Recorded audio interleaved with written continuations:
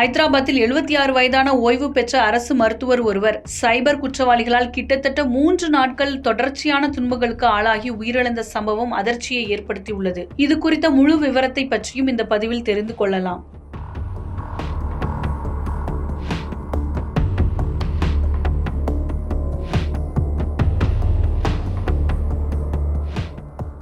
தெலுங்கானா மாநிலம் ஐதராபாத்தை சேர்ந்த 76 வயதான பெண் மருத்துவர் ஒருவர் அந்த பகுதியில் உள்ள அரசு மருத்துவமனையில் பணியாற்றி ஓய்வு பெற்று வீட்டில் இருந்து வந்தார். கடந்த 5ஆம் தேதி அவரது செல்போனுக்கு முன்பின் தெரியாத நம்பரில் இருந்து வாட்ஸ்அப் வீடியோ கால் ஒன்று வந்தது.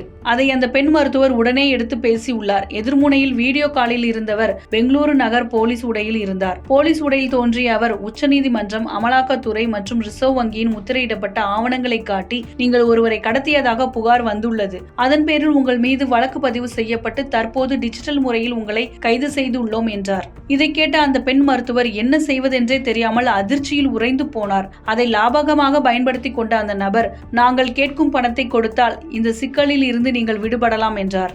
அதன் பிறகு மறுநாள் காலை அவருக்கு மீண்டும் வீடியோ கால் வந்தது. எனவே அவர் தனது ஓய்வூதிய வங்கி கணக்கில் இருந்து செப்டம்பர் 6ஆம் தேதி அன்று ரூபாய் 6,60,000 ரூபாயை அவர்கள் சொன்ன வங்கி கணக்கிற்கு அனுப்பி வைத்துள்ளார். அந்த வங்கி கணக்கு மராட்டிய மாநிலத்தில் இருப்பதாக காட்டியது. அதோடு பிரச்சனை முடிந்துவிட்டது என்று நினைத்த அவருக்கு மீண்டும் வாட்ஸ்அப் மூலம் வீடியோ கால் வந்தது. அப்போது மருத்துவரை அவர்கள் மிரட்டியுள்ளனர். இதனால் வயதான அந்த பெண் கடுமையான மன உளைச்சலுக்கு ஆளாகி உள்ளார். சுமார் 70 மணி நேரம் வீடியோ கால் சித்திரவதையால் அந்த பெண் மருத்துவருக்கு மாரடைப்பே வந்துவிட்டது. உடனடியாக அவர் அருகில் இருந்த மருத்துவமனைக்கு கொண்டு செல்லப்பட்டு பின்னர் மேல் சிகிச்சைக்காக பிரபல தனியார் மருத்துவமனையில் அனுமதிக்கப்பட்டார். செப்டம்பர் 8ஆம் தேதி அன்று அங்கு சிகிச்சை பலனின்றி உயிரிழந்தார். இது குறித்து எதுவுமே அறியாத அவரது குடும்பத்தை சேர்ந்தவர்கள் செப்டம்பர் 9ஆம் தேதி அன்று அவருடைய இறுதி சடங்கிற்கு பிறகுதான் மோசடி பற்றிய விவரங்களை கண்டுபிடித்தனர். இதில் அதிர்ச்சியூட்டும் விதமாக குற்றவாளிகள் அவர் இறந்த பிறகும் அவரது செல்போனுக்கு வீடியோ காலும் குறுஞ்செய்திகளையும் அனுப்பிக் கொண்டே இருந்தனர். கடைசியாக கடந்த 10ஆம் தேதி அன்று காலை வணக்கம் என்ற குறுஞ்செய்தி வந்தது.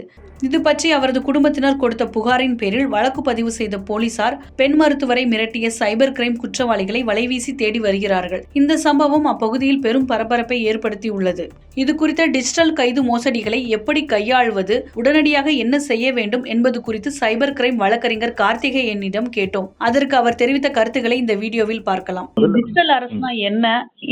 இந்த மாதிரி டிஜிட்டல் அரசு வந்துட்டு சைபர் இந்த மாதிரி சைபர் கிரைம் வந்துட்டு நடக்கும்போது நம்ம எப்படி முன்னெச்சரிக்கையா இருக்கலாம், அதை பத்தி சொல்ல முடியும்?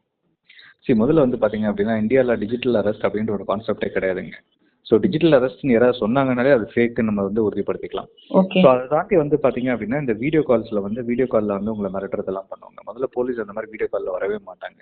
ஸோ ஒருத்தர் வீடியோ காலில் அது போலீஸ்ன்றது மட்டும் கிடையாது. போலீஸாக இருக்க இல்லை கஸ்டம்ஸ் டிபார்ட்மெண்ட்னு சொல்லுவாங்க, இல்லை ஆர்பிஐலேருந்து வரேன்னு சொல்லுவாங்க, இல்லை you names and departments, you economic offences, enforcement, ஏதோ பேர்லாம் சொல்லுவாங்க. இந்தியாவில் எத்தனை டிபார்ட்மெண்ட்ஸ் இருக்கோ அத்தனை பேர் சொல்லியோ நான் அதுலேருந்து வரேன் அப்படின்ற மாதிரி சொல்லுவாங்க.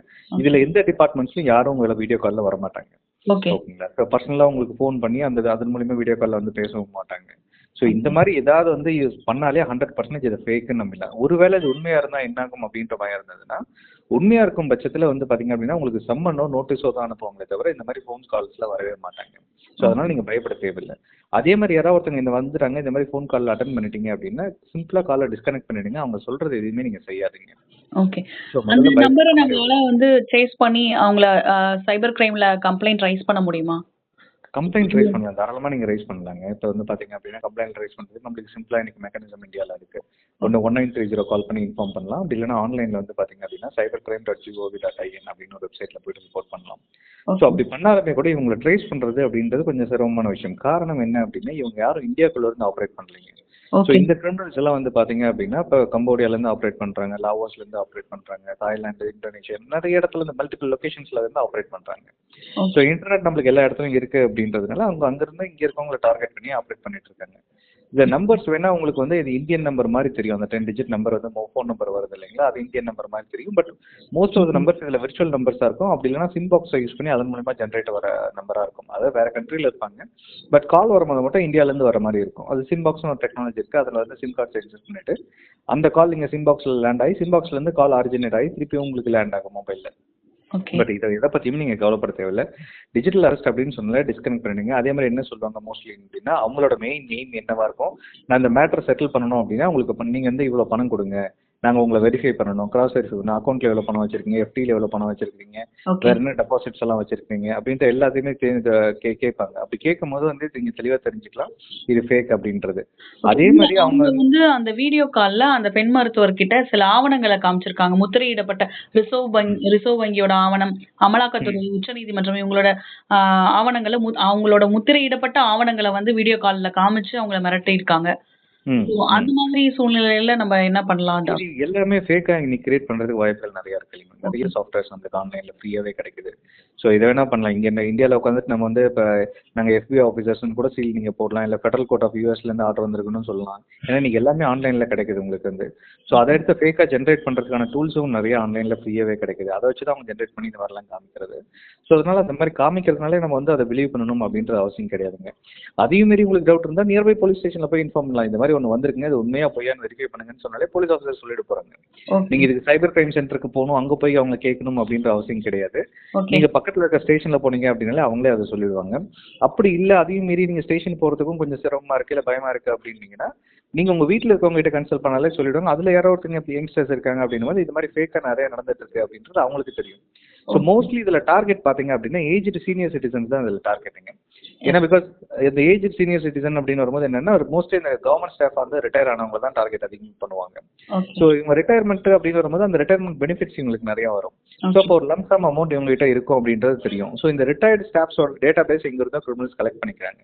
கலெக்ட் பண்ணிட்டு இப்போ அவங்க தான் டார்கெட் பண்றாங்க. ரெண்டு விஷயம், ஒன்னு அவங்க கிட்ட பணம் இருக்கும்னு தெரிஞ்சுப்பாங்க, இன்னொன்னு டெக்னாலஜி இவ்வளவு அட்வான்ஸா இருக்குன்றது அவங்களுக்கு தெரியாது அப்படின்றது அவங்க தெரிஞ்சுப்பாங்க.